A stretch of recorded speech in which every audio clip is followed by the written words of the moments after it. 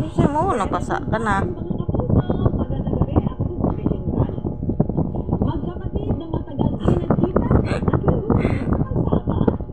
Didila-dila lang kasi. Mainom po ako, tatat.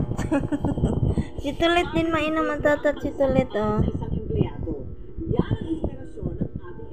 Si Panda, oh, nang aagaw din. Live sellers na lakas ng loob ang puhunan, ang iba, sadya pa ng mayayaman. Gusto na, ah. Uy, ayaw mo na. Ah. Ay, Panda.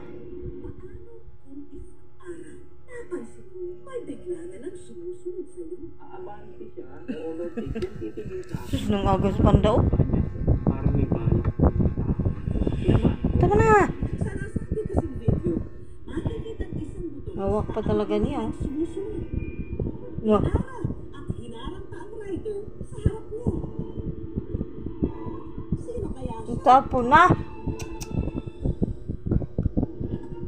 Si Bulinggit naman, Bulinggit. Ah. Na si Chris Pile o siya Ayaw. sa kanyang social media na mula sa Quezon City.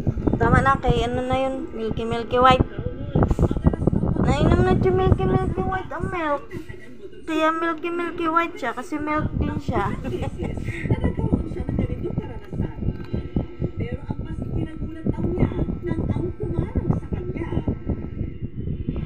Milky White.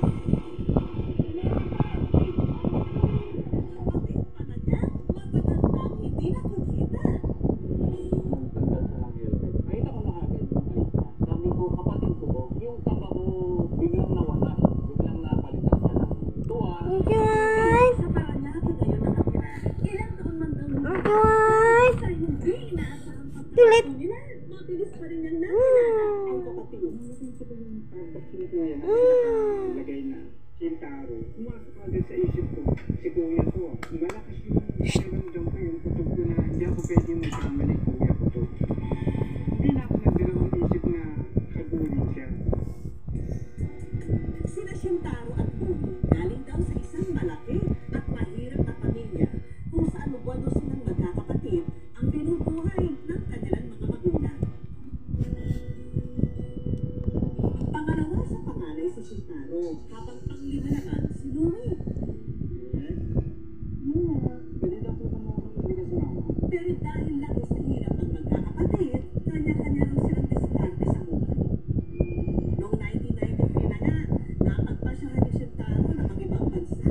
Kaya ako nag-Japan. Gusto ko rin na mabigyan ng magandang buhay. Milky White. Especially makatulong din sa mga kapatid ko. Ilang pa Milky White, ah. Hindi ikaw, si Milky White lang. Ay. Na nagtulak kayo. Kumain na kayo, agawan mo pa ng gatas. Ha, wawa na nga yan, eh. Oh. Overseas Filipino worker o OFW, unti-unti raw siyang nakalipon na itinutulong sa pamilya. Pero sa kasamang palad, noong 2007 at 2009, magkasunod na pumanaw ang mga magulang nila. Sige na lang yan. Okay naman si mama ko. Huwag ka na mag-alala. Gusto ko mga dahil sa makita ang father. Pinigilan ako ni nanay. Ang hirap. Parang isang anak na hindi mo makita. Yung magulang